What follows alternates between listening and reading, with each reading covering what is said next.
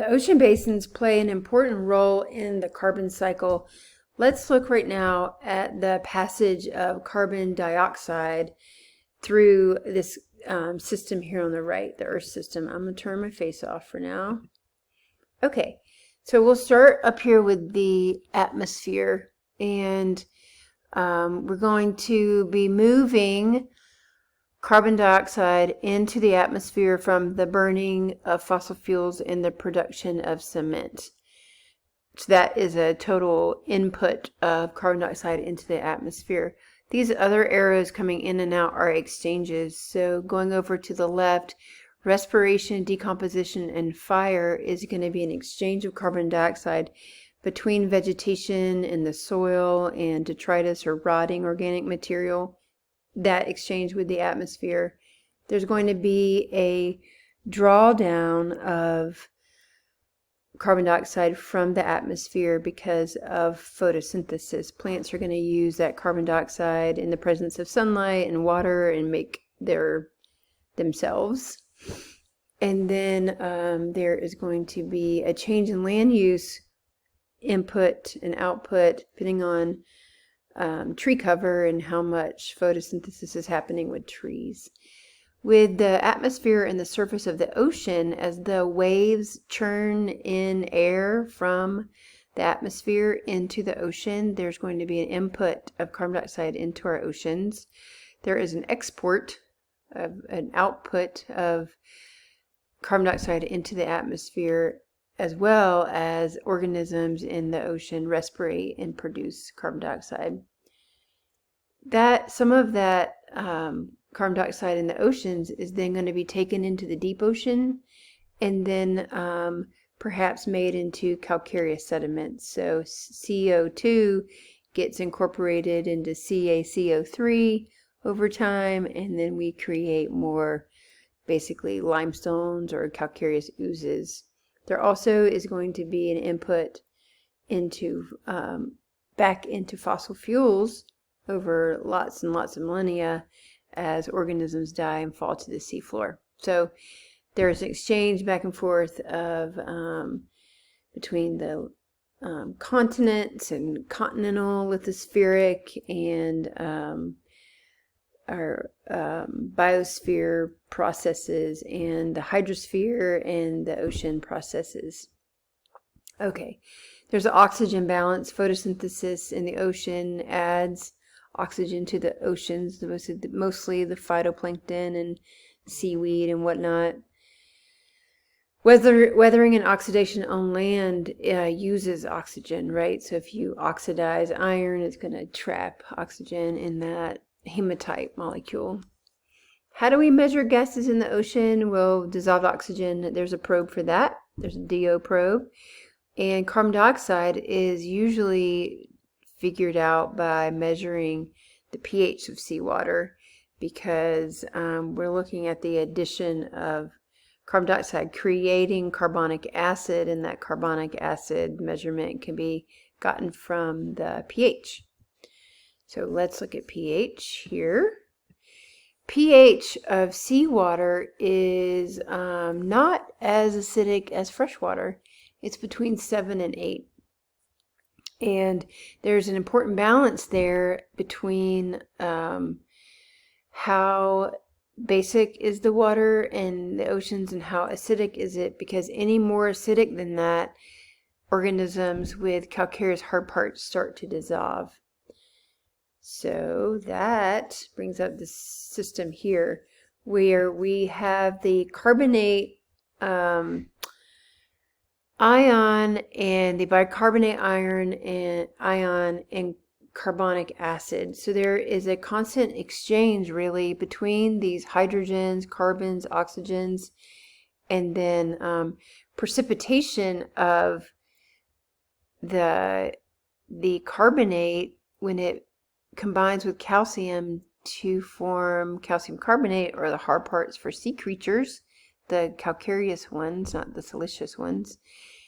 And then that can break apart again through dissolution and separating the cations from the anions. So there's a constant exchange then between these carbonates, bicarbonates, And it's all kind of controlled by how much of that carbonic acid is in there, how much hydrogen is coming in and out of the system, and that ability for that acid to steal away some of the ions. That leads us to this emerging, maybe not really anymore, we've kind of known for maybe 10 years, this problem of ocean acidification.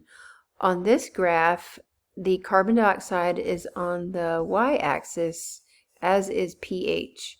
So pH for seawater hovers, between 8 and 9. And the year here is on the y-axis. So atmospheric parts per million dissolved, the concentration of carbon dioxide in the atmosphere has been on the rise. That's the squiggly maroon line here. And we started measuring pH of the oceans around 1990, and pH of seawater here, this lighter blue, is dropping. A lower pH value means a more acidic solution. So our ocean basins are getting more acidic. That is ocean acidification. How much change has there been? Around 8.2 pH is pre-industrial, and to around 8.1. And there's a 30% increase in the hydrogen concentration in the surface ocean. pH is expected to rapidly decrease. pH of the ocean has been stable for 300 million years. So as life has evolved on Earth, it's been at a certain pH. And as there's this anthropogenic change in the chemistry of the oceans, then we're changing. The chemistry is changing the ability for organisms to secrete their hard parts, which is aragonite. Aragonite is the form of CaCO3 in those organisms. So seashells are dissolving because of that influx of carbon dioxide. We're looking at nanofossils, corals, foraminifera, echinoderms, crustaceans, mollusks. So not just tiny little plankton that goes further up the chain here. Ocean acidification then looks like this. This is from measurements from 1700 to present day. How much change in this acidification that there has been. So in the darker oranges is where there's been more change in the pH in a bad way, right? In a more negative way. And so we're looking at around the North Atlantic and the South Atlantic as the biggest places where pH has changed the most. What's the big deal? The big deal is that these organisms have evolved to live in water at a certain pH, and they are not able to keep their hard parts strong and healthy and form their hard parts at these lower pHs, these more acidic levels. We have the carbon dioxide ion that is getting more and more concentrated in seawater in the presence of that water, and it's taking that carbonate ion, it's making bicarbonate ions.